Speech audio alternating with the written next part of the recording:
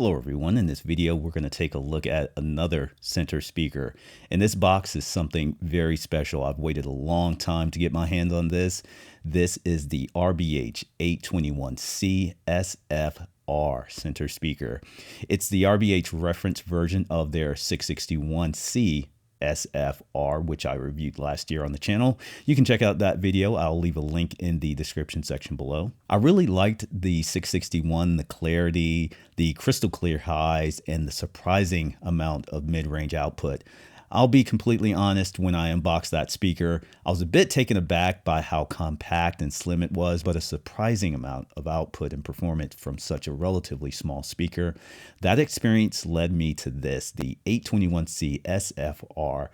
Bigger drivers, bigger cabinet, very excited to get this unboxed and check it out. I only have the center. I wanted to try this out before I fully committed to the entire front, right, left, and center. I reached out to RBH, great customer service. We communicated a lot, and they sent this out to me. Now, I did pay for this speaker, so this is not a demo unit. It's not free, but the idea is to check it out. And if it fits, it'll be my new speaker, and they will make up my entire speaker system, lower level and overheads. So I'll go ahead and do an unboxing, set it up, take some measurements, then give you my thoughts. RBH Sound's headquarters is in Utah, the United States. They've been around for nearly 50 years, and they offer a wide variety of speakers, subwoofers, amplifiers, and other audio-related equipment. The 821C SFR is 9 3/4 inches high, 26 inches wide, 17 inches deep, and weighs just over 50 pounds.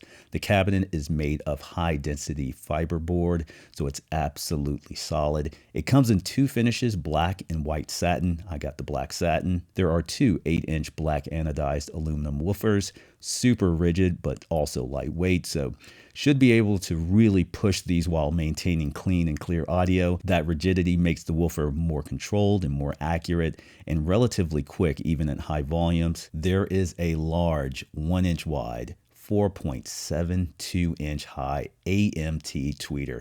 That is a lot of surface area. This will allow the tweeter to hit higher frequencies with ease, more dynamic, more detail, a smoother sound.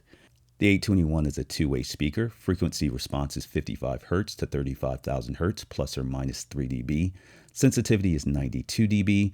Crossover between the tweeter and woofer is 2200 Hz, and this is a 4-ohm speaker. The opening scene in Gravity is great because it's full of small, subtle sounds all over, including right up front.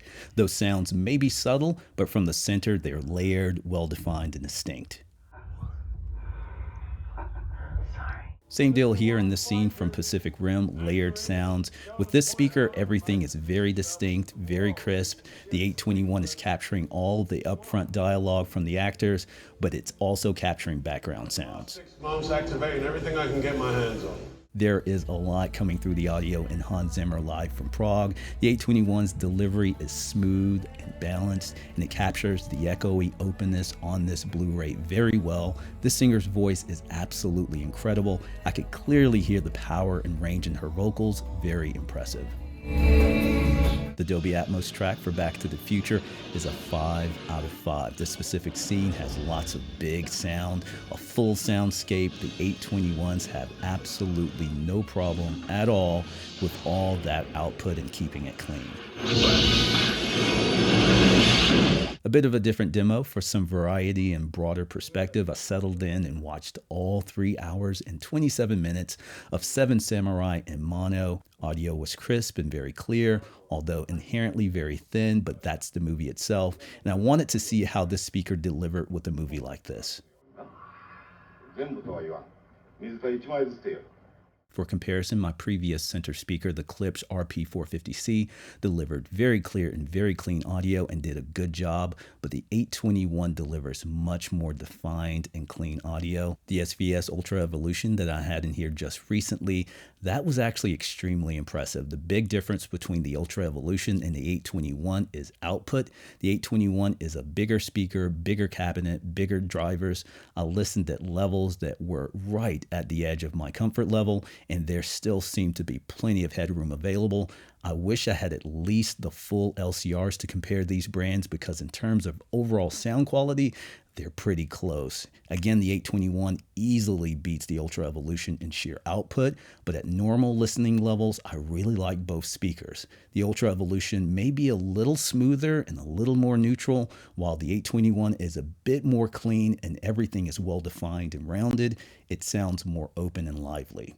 The 821 is a two-way speaker, and I was a bit concerned about a horizontal two-way speaker in this woofer tweeter woofer configuration. To my ear at the main seat, it sounds just fine.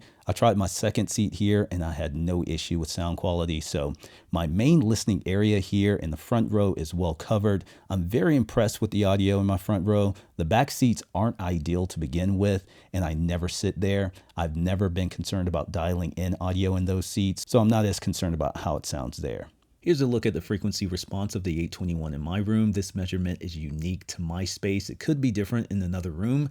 In my home theater, it looks good. The red line is the speaker without room correction. From about 150 hertz to 8,000 hertz, it doesn't deviate much from the black target line. There is a dip between 300 and 750 hertz. This is the lower mid-range. A significant enough dip could translate to thinner mids. I turned off room correction for most of my demos to get a sense of the speaker without any assistance. With or without room correction enabled, this didn't stand out to my ear. I did have a dip after 8,000 hertz.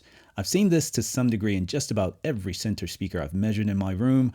Room correction was able to clean it up, and with it off, the highs to my ears are super clean. So that's it for my review of the RBH 821C SFR. Absolutely love this speaker. It looks good. It's beefy, built solid, and sounds fantastic. Is this my new center? We shall see. So stay tuned to the channel. And if you haven't already, please like and subscribe.